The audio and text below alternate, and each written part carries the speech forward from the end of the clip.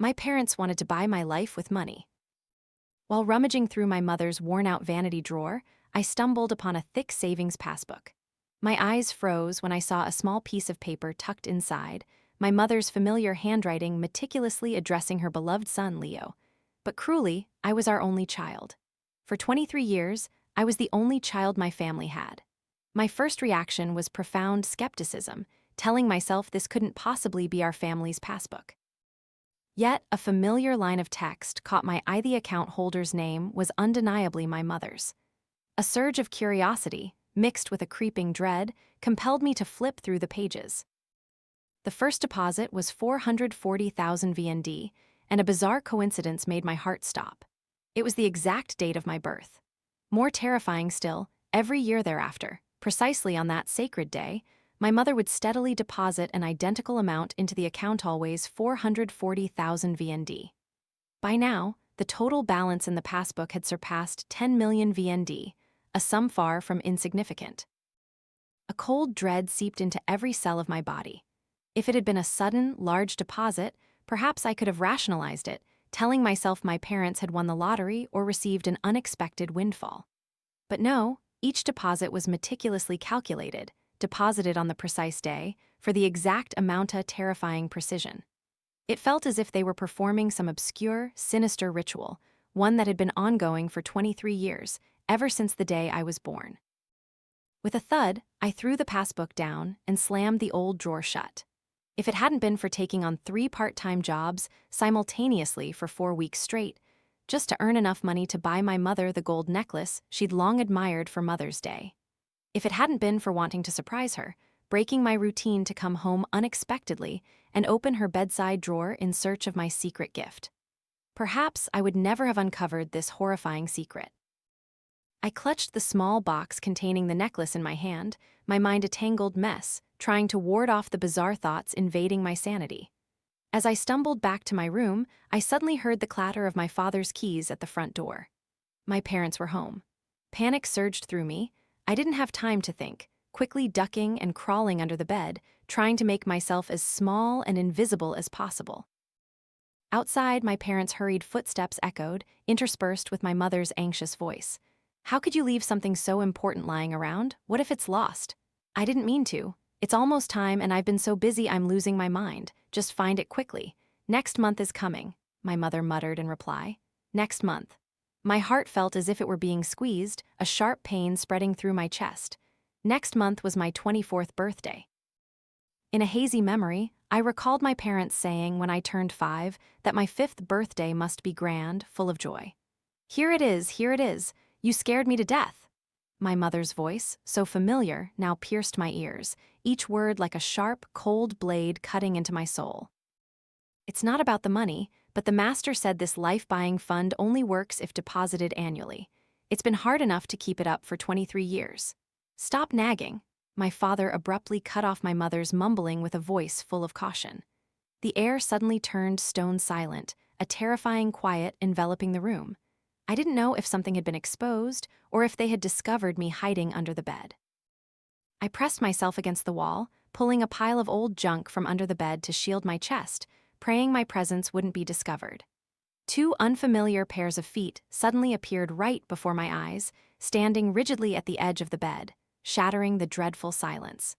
A chilling creak echoed as the old wardrobe door, made of flimsy 3-ply veneer, was violently ripped open. This was followed by the aggressive rustling and rummaging as the intruders began tearing through all the belongings in my tiny room. Above me, the sound of blankets and pillows being thrown onto the floor was distinctly audible. This room was never spacious. A few steps were all it took to cross it. They would surely find me hiding under the bed soon. What was I to do now? The fear, already at its peak within me, was now magnified 100-fold in this dark, damp, suffocating space.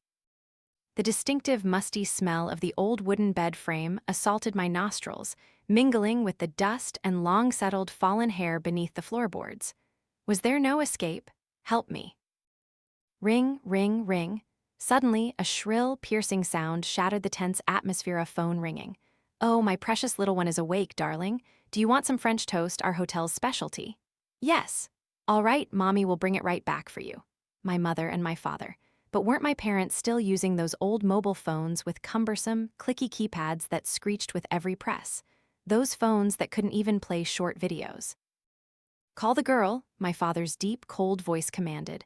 My phone, where is it? Ah, in my pants pocket. But the space under the bed was too cramped. My phone was jammed tight in my pocket. No matter how hard I tried, I couldn't pull it out. What now? This was it. I was done for. The familiar clicking sound of the keypad was now like the knocking at Hell's Gate, hanging ominously right above my head. Each time a number clicked, a cold shiver ran down my spine. It's off. She probably had class this morning and forgot to charge it. After a long, agonizing wait filled only with busy signals, I finally let out a sigh of relief. Rushing home yesterday, I had completely forgotten to charge my phone. Luckily, it had automatically powered down. "Stop it, don't be so suspicious. You're making me paranoid too," my mother mumbled, pushing my father towards the door. "Quickly, tell old Wang to prepare the Wagyu beef and egg roll sandwich with French toast for our son. Our little precious is awake." It wasn't until the front door slammed shut that the house plunged into a suffocating, drawn-out silence. I still couldn't bring myself to move, to crawl out from under the bed. I was so terrified that my limbs felt like jelly, utterly devoid of strength. With no other option, I shifted my position, lying flat on my back, my mind blank, staring vacantly at the underside of the bed. Suddenly, from a narrow gap between the flimsy bed slats, I saw what appeared to be a pale yellow piece of paper tightly wedged beneath the mattress. It was covered in intricate, strange, incomprehensible symbols and figures. I no longer remembered how I dragged myself out of the house, only that my back was now covered in dust. I simply knew to clench my arm tightly. The delicate, brittle paper, crushed flat by the mattress, was now rolled up and tucked deep inside my sleeve. A fierce longing surged within me, compelling me to find a quiet, private space where I could decipher the mysterious symbols carefully inscribed on the old paper. I told myself that once I decoded these enigmatic symbols, I would be able to pull back the curtain on the secret and unravel the entire hidden truth. According to my usual schedule, I wouldn't be able to return home until tomorrow evening. On the first weekend of every month, I would regularly go back to my hometown to receive living expenses from my mother. Since I was a naive child, my parents had told me stories about their jobs. They said they were environmental workers or sometimes housekeepers. However, they never took me to their workplaces, claiming they feared I would be looked down upon and scorned by others.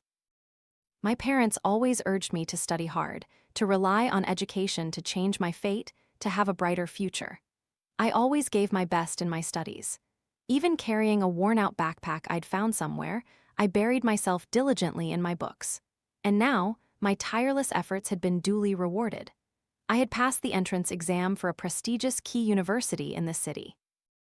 In a short message, seemingly full of love, my mother wrote, "My dearest daughter, this month's allowance is already on the table for you. I'm keeping 500,000 VND for petty cash, and you can take the rest, 1.5 million VND. I rummaged through my bag, gathering the meager cash I had left, deciding to treat myself to a lavish KFC breakfast. While charging my phone at the dining table, I inadvertently saw notifications on the screen about missed calls and messages from my mother. I pulled down the notification bar to check and realized that almost every month, the message content was exactly the same, with no differences. Every month, my mother would copy-paste and send me the familiar lines. I had never noticed this before. I had always thought my mother simply wasn't good at expressing emotions, which was why she sent me these simple, yet heartfelt messages. Normally, I would only take 500,000 VND from my mother each month. When I first started university, still unfamiliar with student life, I only dared to eat plain rice with simple vegetable soup to save money.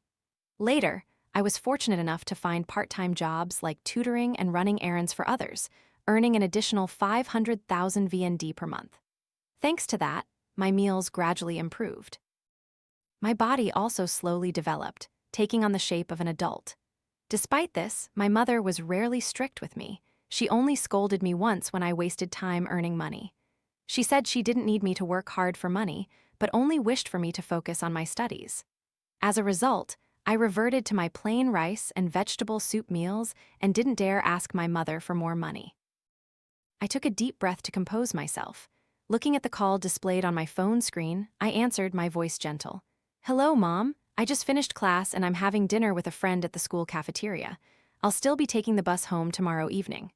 With that, I quickly hung up, taking a bite of the cold Wagyu beef and egg roll panini. The sandwich wasn't anything special, not as good as I'd imagined.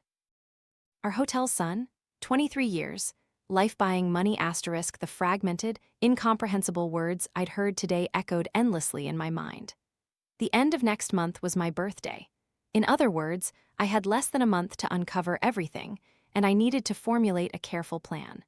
I was determined to witness with my own eyes how brilliant the life my parents had tried to hide from me all these years truly was. To satisfy my craving for the Wagyu beef and egg roll sandwich, I searched on a delivery app and, to my surprise, found only 2 places in the city that served it. One was near the border, quite far from my location, while the other seemed much closer. After savoring all the food on my tray, I stood up and went into the restroom. I splashed cold water vigorously on my face, trying to wash away the exhaustion. When I looked up at myself in the mirror, I noticed a large black stain still clinging to my shirt. Despite trying to brush it off multiple times, it remained. Determined to return the unsatisfactory item, I approached the store's service counter and said, "Hello, I bought this at your branch yesterday, and I'd like to return it now." I pushed the small box, along with the purchase receipt and payment slip, towards the employee. "Yes, hello, we'll need to inspect the product for a moment. In the meantime, you can browse other models to see if you'd like to exchange it." The sales clerk, though looking slightly annoyed at my return request, quickly flashed a professionally fake smile. After nearly 10 minutes of back and forth, she finally agreed to refund me, albeit deducting a small processing fee. Clutching the 2,000 yuan I'd just received, I decided to treat myself to a high-end replica branded outfit to improve my appearance. I slung on a fake LV bag, bought for only 80 yuan at a night market, and hailed a taxi to the hotel I had targeted. The journey took only about 10 minutes, but this area was entirely unfamiliar to me, completely outside my usual daily routine. It was a bustling hub of modern office skyscrapers, luxurious shopping malls selling expensive brands, a magnificent grand theater, and a vast golf course. Just across a central park and over an overpass, you would reach the area where I lived, a dilapidated slum nestled in the heart of this opulent city. At the foot of crumbling old apartment buildings were shabby eateries, dingy food stalls, rats larger than cats freely scuttling through the streets, and in summer, cockroaches swarmed everywhere. To get home, I had to get off at the mouth of a narrow alley, stagger through a few cramped streets, and then climb worn-out stairs to reach my apartment. It was a complete contrast to this place. A red carpet stretched from the entrance to the hotel's grand lobby. Your luxurious red-soled heels would never touch a speck of mud here. No sooner had I settled into a plush armchair in the waiting area than a server swiftly approached, offering tea with solicitous care. Feeling a little unaccustomed, I simply said I was waiting for someone. She glanced at me with disdain, as if thinking, "Another one, in fake designer clothes, waiting here to snag a rich sugar daddy." I didn't bother to explain or justify myself to that look, but I knew my parents utterly despised anyone wearing replicas. That's precisely why I had the courage to sit casually in this very spot, silently observing the bustling flow of people in this luxurious hotel. In the eyes of those around me, every action, every gesture I made clearly marked me as an outsider who didn't belong. And just as they began to approach, preparing to discreetly ask me to leave so as not to disturb other esteemed guests, I finally recognized an incredibly familiar figure. My mother, clad in an expensive, elegant outfit, with a glittering string of large, luxurious pearls around her neck. In her left hand, she carried a limited edition LV bag that any fashion connoisseur would covet. Stepping out of the most luxurious shuttle car, she was immediately surrounded by a solicitous team of hotel staff, their hands ready to assist with every item she carried, even her sunglasses being held by another. Simultaneously, another man quickly pushed a wheelchair over, then gently lifted a plump boy with seemingly sluggish movements from the back seat. They carefully placed the boy into the wheelchair, and my mother, with a gentle smile, both comforted him and pushed the wheelchair, bringing the boy inside the hotel. After they disappeared into the elevator, everyone returned to their daily tasks, as if this scene had played out countless times, so familiar that it was no longer surprising. That boy, with his slow, clumsy movements, his limbs not very agile, could he be Leo, the one whose fate was about to be swapped with mine? I had never believed in stories about destinies being exchanged or replaced. But as I witnessed my parents silently arranging everything together with my own eyes, a chilling, agonizing coldness spread through my heart. Why was his asterisk life considered so precious? While my asterisk life was merely an item for replacement, a sacrifice. Was it just a trade for his life that, from childhood to adulthood, I had endured such a miserable existence, never once seeing a real birthday cake? It was truly laughable that I once thought a birthday cake was just a simple, ordinary sponge cake. It wasn't until my university roommate's birthday that I truly stared in awe at a fruit cream cake, lavishly decorated and adorned with sparkling candles. So this was the real birthday cake everyone always talked about. After confirming that everything I had witnessed was real, not a dream, I silently left the hotel. The polite server escorted me to the door. Walking in my worn, cheap canvas shoes, I was determined to seek out my fourth master, spiritual teacher, hoping to finally uncover the true origin and purpose of the mysterious amulet I always carried with me. I later learned that in ancient times, when children were born weak and unhealthy, people, fearing they wouldn't survive, would find a calf or a puppy born on the same hour and day as the child. They would then write the child's astrological chart and hang it on the animal.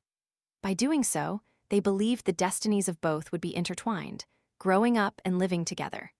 The harsher and more difficult the animal's living environment, the more misfortunes and ill omens it would bear in place of the child.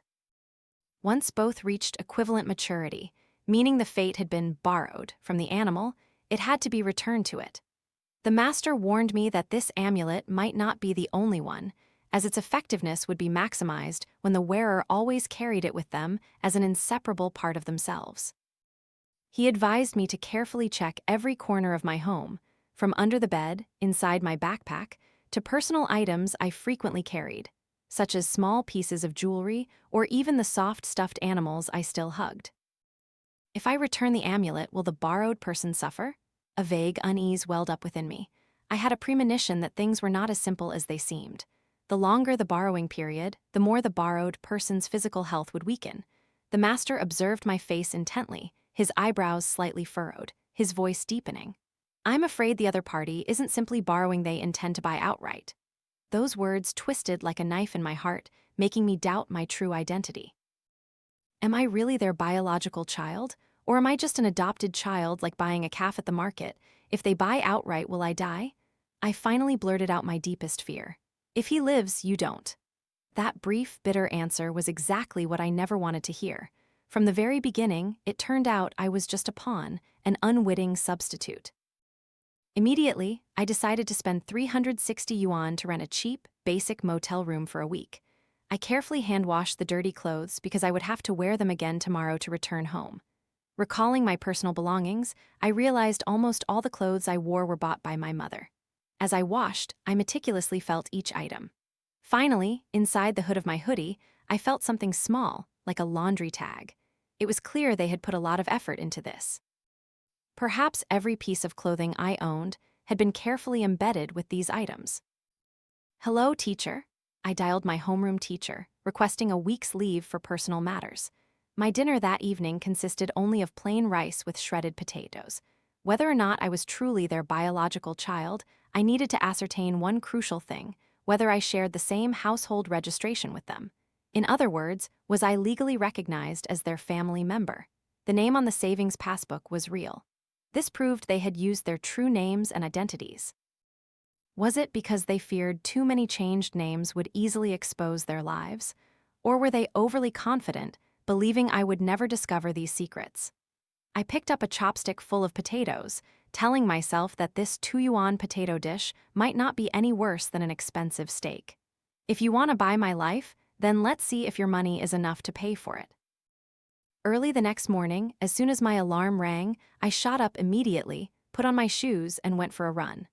I panted, my chest burning, but still forced myself to run continuously for an hour. For breakfast, I treated myself to a hearty bowl of wontons for 10 yuan. I had to actively train my body to be strong and healthy. If you want to borrow my fortune, then let's see if you have the strength to endure it. For lunch, I ordered a lavish pork hock rice meal for 20 yuan a dish I had craved for a very long time. I decided I had to eat 3 consecutive meals of it to satisfy myself. For dinner, I ate at home, and my mother brought back leftovers from the restaurant. Regardless, I needed to be in excellent health to face the upcoming challenges. Before me now was a woman in extremely plain clothes, an image completely contrary to the glamorous, luxurious appearance I had seen her in at the hotel yesterday. They were like twins, yet each living a completely different life. It was hard for anyone to believe they were, in fact, the same person. "Mom, aren't you eating with me?" I asked. "I already ate at work, you go ahead and eat," she replied, settling onto the sofa, her eyes fixed on the TV screen which showed an old, seemingly endlessly replayed movie. It seemed she never cooked or ate at home. Her stock answer was always, "I ate at work." It was strange. I wondered where she got these leftovers. She probably told the staff they were for the dog. I suddenly noticed something abnormal. Her hands and face were softer and smoother than mine. It didn't resemble a woman who spent all day washing dishes or enduring the scorching sun sweeping streets. Something was deeply wrong. "Mom, where's our household registration book? My school said I need to submit it to apply for a scholarship," I asked. She remained engrossed with her phone. I called twice, but she didn't react. "Mom, the household registration book." My patience ran out. I suddenly yelled, startling her. "Why are you suddenly asking for the household registration book out of nowhere?" She frowned, her mind wandering to how the boy had complained about not wanting to eat earlier that day, and she'd have to tell the chef to make sweet and sour snakehead fish for dinner to see if he'd eat it. "I've told you twice, the school requires me to have it." Finally, she reluctantly stood up and ambled into the room. I took the household registration book and flipped through it. Just as I expected, it only contained information for the 3 of us. I calmly put the book away. Then I returned to the dining table, slowly picking at the cold leftovers. My mother watched me eat, seeing that I didn't seem to enjoy it, so she didn't pay much attention. The fortune borrower and the fortune borrowed always share an invisible link. If he weakens, I weaken too. But because the borrower usually has a weak constitution, if I become too strong, he won't be able to bear it. Perhaps that's why, all these years, they've tried to restrict my diet and lifestyle to prevent me from developing too much. "Mom has to work overtime tonight, darling. Don't stay up late after studying, go to bed early." Finally, she couldn't sit still any longer, quickly put on her shoes and left the house. I swiftly grabbed the 1.5 million VND, 1,500 yuan, note lying under the coffee table, leaving not a single cent, stuffing it all into my pocket. At first, I worried that taking too much money would make them suspicious. But now, reflecting, I realized she had long since poured her entire heart and soul into that other son. I took the household registration book to the police station. I used the pretext of having lost my ID card, requesting a temporary identification document. They quickly issued me a temporary ID card based on the information in the household registration book. In truth, the household registration book had no legal issues. However, what puzzled me was why it only listed 3 people. When returning my documents, the officer kindly reminded me, "Please handle your household registration book carefully, it's quite old. The staple in the middle seems loose and pages could easily fall out." At that moment, a thought flashed through my mind. It wasn't that the household registration book had no issues, it was that a page had been torn out. I quickly opened the book to check, and just as I suspected, right after my name, there were traces of a torn page. A wave of unease washed over me. I asked the officer, "Excuse me, it seems this book is missing a page at the back. Could you help me look up the information?" The officer politely declined.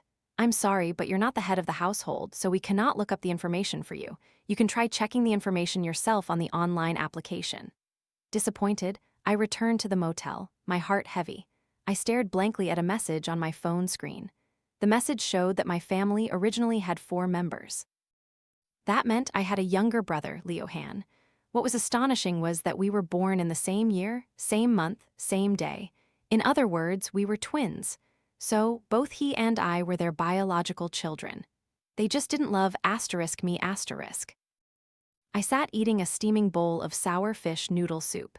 Today, they had added extra pepper and chili, spicy enough to stink my nose. For several days straight, all three of my meals had been rich in meat and fish. Before, I had to book appointments far in advance to see a doctor for 2 hours at a time. Now, I was seeing one every hour, even 3 times a day. I wasn't going home, but every other day I would call my mother, complaining about everything: fatigue, backaches, stomachaches. In short, my health was terrible. Afterward, I put on my replica branded clothes, indistinguishable from the real thing, and sat in a cafe opposite the hotel, silently watching that boy crying loudly because he refused to sit in his wheelchair. Eventually, my father had to come down, coaxing him with candy, then bending down to carry his 100-plus-kilogram son into the hotel. I couldn't comprehend why they would heartlessly abandon me, so healthy and capable, yet they harbored no dislike for him, so weak and sluggish. I picked up my phone and dialed the number of the woman standing outside the hotel. As expected, no one answered. She fundamentally couldn't care less about the 200 yuan old-fashioned phone in her handbag worth hundreds of thousands. Just like my life, it wasn't worth appearing in their world. "My daughter, did you call me?" She finally called me back in the evening, her voice sounding tired. "The hotel was so busy today, I didn't finish washing dishes until after 8 o'clock, really." I desperately wanted to show her the photos I had taken recently. Sometimes, the thought lingered in my mind. If I exposed her true face to everyone, what would their reaction be? "Mom, I really don't want to live anymore." Perhaps because it had been suppressed for too long, I didn't even need to pretend. Tears streamed down my face like rain, each one heavier than the last. "Oh my goodness, what's wrong, my child? Has something happened over there?" Although Leo was somewhat developmentally delayed compared to his peers, he always had caregivers and teachers by his side, and he had always been a well-behaved child. Recently, however, the boy had shown incredibly unusual symptoms. Not only had he become significantly more irritable, but he also had a poor appetite, looked tired, and lacked vitality. Perhaps because my life on this side had always been stable and uneventful, she had never considered that the cause of everything originated from *me*. "Mom, my mind has been in a complete whirl lately. I don't know why, but I got scammed online and borrowed over 200,000 yuan online too." I let the negative emotions surge, and the lie flowed easily from my mouth. "Oh heavens, but you can't think such dark thoughts, crying so miserably just for over 200,000 yuan. Let me see if I can borrow it from my boss. Don't cry anymore, you must take care of your health." I looked at my bank account, and 270,000 yuan had been transferred. The current total balance was 270,540 yuan. I wondered, in their eyes, how much was my life truly worth. I returned to school and resumed my life as before. Only now, I paid more attention to my diet, making an effort to eat better, and spent more time exercising, strengthening my health. The number of calls from my family was significantly higher than before. At first, they obliquely asked if I was sick or working part-time for money, then admonished me to focus on my studies. Later, they genuinely became angry, forbidding me from doing nonsense, especially yoga or gym. They believed girls should be gentle and feminine, after all. I merely smiled at their prohibitions. It seemed my dear younger brother wasn't having such an easy time lately. "Daughter, turning 24 is a big birthday. Your parents have already booked a table at the hotel." It seemed this coming-of-age ritual would be grandly celebrated at a luxurious hotel. And rightly so, with that chubby younger brother of mine, how could he possibly climb the several flights of stairs in our old apartment building, which had no elevator? I spent 100,000 yuan to hire a skilled lawyer. Following his instructions, I carefully photographed every amulet hidden under my bed and in my clothes. I strove to gather as much evidence as possible, then spent another 100,000 yuan to hire a private investigator. They secretly photographed the entire process of my parents meeting with a master and performing their ritualistic practices. Additionally, I spent another 20,000 yuan to purchase a video camera and a voice recorder. Finally, on the day before my birthday, I bought myself a very large cake. I shared it with my friends and received heartfelt birthday wishes. This was my real birthday. Mom, I was no longer a naive child who only waited for others to buy me a cake for each birthday. Now, on this significant day, I was grown enough to take care of myself. I used the money I had saved to buy myself a brand new outfit. stylish, comfortable sneakers, and fashionable clothes that accentuated my figure. From head to toe, I radiated a neat, clean, and vibrant appearance. After getting ready, I contacted my private lawyer and the familiar paparazzi, informing them of an appointment at the hotel within the hour. Oh, and I didn't forget to make a phone call to the police, my voice calm but laced with bitterness. "Uncle, I need help. My parents are plotting to harm me." Perhaps because I was dressed head to toe in expensive designer clothes today, the service staff's attitude became notably more amiable and sincere than usual. She courteously led me straight to the highest floor of the hotel, where the banquet room had been prepared. Before entering, I carefully activated my voice recorder and hidden camera, cleverly concealing them in the most discreet spots in the room. Finally, I took a deep breath, pushed open the door, and stepped inside. Can you imagine? A grand, overwhelmingly luxurious banquet hall, yet only 3 people were seated inside. The sight was truly tragically comical. Perhaps unaccustomed to dressing too elegantly when meeting me, they were still wearing their grease-stained, faded workers' uniforms. Nevertheless, they attempted to maintain an air of refinement, slowly using knives and forks to cut into their rare, bloody steaks. The 399 yuan rare steaks, oozing fresh red blood, evoked a terrifying image of my impending fate. Today, 2 seemingly opposing identities finally merged into one, or rather, one identity was about to be cruelly discarded by them. "Why aren't you eating, dear? Try the chef's skill at our hotel," my mother said, picking up a piece of bloody red beef with her knife and fork. There were still strands of uneaten beef stuck between her teeth. She repeatedly urged me, "Eat, darling, eat quickly, eat your fill so you'll have strength for the journey." In truth, I couldn't even remember the last time they had taken me out to eat. My eyes scanned the lavish spread on the table, but alas, there isn't a single dish I like. "I want birthday cake." Both of them seemed utterly unprepared for me to utter those words and froze slightly, their expressions somewhat awkward. "All right, let me call someone to bring the cake now. We can get it after we finish eating, okay, darling?" She tried to maintain a fake smile, but the lines on her face twitched slightly, unable to conceal the surging tension. "But I only want to eat birthday cake now asterisk." Her facade finally shattered, no longer able to hold itself together. The tense standoff continued for nearly 10 minutes. Suddenly, the waitress from earlier rushed into the room, carrying a bright red heart-shaped cream cake. If the cake hadn't been inscribed with the utterly sarcastic words, "Congratulations on your wedding," perhaps things would have been a little easier to accept. "All right, daughter, let's cut the cake." She ground her teeth, her eyes constantly darting to her phone, worried I would miss the appointed auspicious hour. Or maybe we should call asterisk him out to celebrate his birthday together. I subtly glanced towards the small room behind us. If I wasn't mistaken, my dear younger brother was probably right in there. Why would you?" Finally, my father could no longer maintain his composure. He slammed his hand onto the table, abruptly standing up, his face contorted with fury. "Are you two not planning to let us siblings meet? Does he asterisk know? Does he know that he has a sister in this world? You don't deserve to mention his name." See. Their true faces were finally revealed. She shrieked bitter words, violently knocking the cream cake off the table onto the floor, creating a chaotic mess. Both of them lunged at me like wild animals. They grabbed me by the neck and brutally pinned me to the ground, trying to force that disgusting liquid into my mouth. The murky, magical liquid emitted a nauseatingly pungent, fishy odor that made my stomach clench. I clamped my teeth shut, trying to prevent even a single drop from entering my body. "If you hadn't stolen your brother's vitality, would he be in this state?" My father wrapped his arm around my neck from behind, tightening his grip. He used all his strength to force my mouth open. Oh, I can't breathe, my throat is burning. My head is throbbing as if it's about to explode. I channeled all my remaining strength into my legs, kicking forcefully at the banquet table. Using its momentum, I pushed myself backward, finally breaking free from their grasp. I gasped for air, trying to regain my breath. "Am I not your daughter? Do I not have the right to live a normal life?" My mother snatched the steak knife from the table. Her eyes bloodshot, she slowly advanced towards me, her face full of malice. "This is what you owe him." The blade, still smeared with fresh beef blood, swung down, tearing through my shirt and leaving a long gash on my arm. "I have the evidence now." I continuously backed away.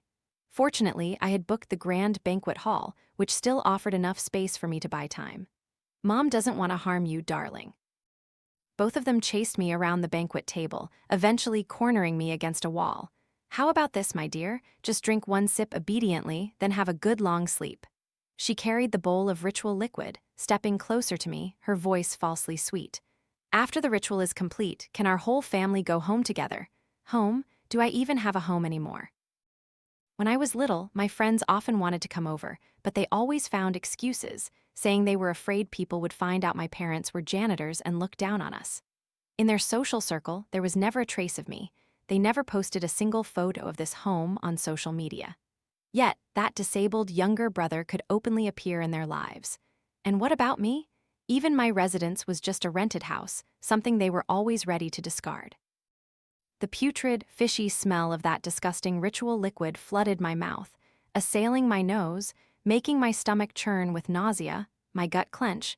My head felt as if water was being poured into it, aching as if it would explode into pieces. When my heavy eyelids finally fluttered open, the first thing that assailed my senses was the cold, blinding white light of fluorescent tubes. It shone directly into my eyes, forcing me to squint to adjust.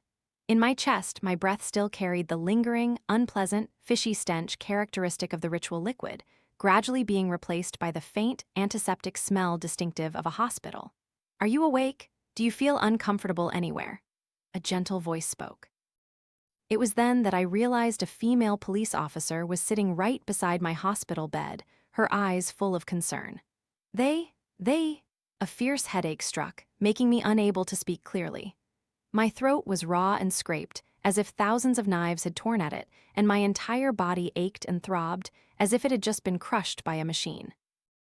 "Your parents, right? They've all been arrested. You can rest assured." The police officer's subsequent words simply drifted out of my mind. My body was utterly exhausted. All I wanted was to close my eyes and sleep deeply. But sleep offered no peace. For an entire month, whenever I closed my eyes, I was haunted by terrifying nightmares. I dreamt of my parents pinning me against a cold stone pillar. They would use knives to cut into my flesh. Blood flowed profusely. Then they would mumble grotesque incantations, performing some evil ritual. Later, in the interrogation room, I stood behind a one-way mirror, silently observing my parents. I saw them completely broken, their faces gaunt, their eyes hollow, devoid of any vitality. It was then that I understood. Years ago, I had been born before my brother. Being twins, the labor had been prolonged, leading to my brother suffering from oxygen deprivation and severe brain damage. The midwife had uttered a prejudiced and superstitious remark. "The firstborn daughter will steal all the son's luck."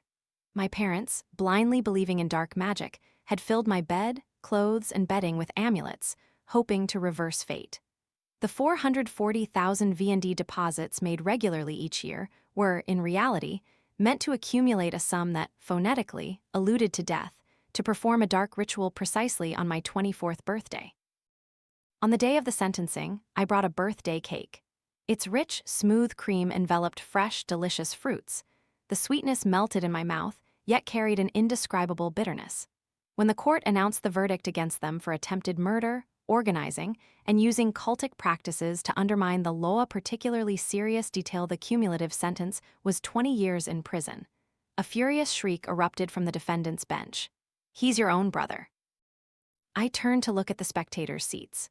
Bright sunlight streamed through the courthouse's glass dome, shining down on the thick stack of documents placed before me. My lawyer had meticulously itemized all of my parents' assets. According to the law, my sick younger brother was legally incapacitated and had no right to inheritance, while I, Lily Chin, was appointed his legal guardian. At the end of the hallway, my younger brother, Leo, wearing a pale blue patient gown, was happily waving towards the window, his older sister. I brought him his favorite strawberry cream cake. 3 months later, I stood in the luxurious VIP room of a large bank. The impeccably dressed manager, with an attitude of utmost deference, handed me a thick folder of documents. "Ms. Chin, this is your entire inherited estate." Through the transparent, floor-to-ceiling glass window, the old clotheslines of the impoverished slum swayed in the wind, reminding me of the red good luck string my parents had once hung in the delivery room all those years ago. A bitter irony seeped into my heart. After carefully signing my name, I decided to donate all the money I had accumulated over the years, exactly 10,560,000 VND, from the savings passbook I had found to a foundation for combating cults. This money, though not a fortune, was all I had gained after years of hardship. Besides the donation, I reserved a small remaining portion to perform a crucial task, purchasing a modest plot of land where I would erect a small tomb. On that simple headstone, I requested inscriptions filled with pain, commemorating 23 years of a stolen life. For the departed, the offering I prepared was special, not ordinary incense and offerings. It was the Wagyu beef and egg roll sandwich, an exquisite dish whose recipe I had secretly learned from the kitchen of a luxurious hotel where I once worked. Regrettably, the sandwich was now cold, having lost its original appeal. It symbolized the harsh truth I had to confront, a truth that was now also rancid, cold, with no glimmer of hope or anything left for me to cling to. All efforts to hold on seemed meaningless.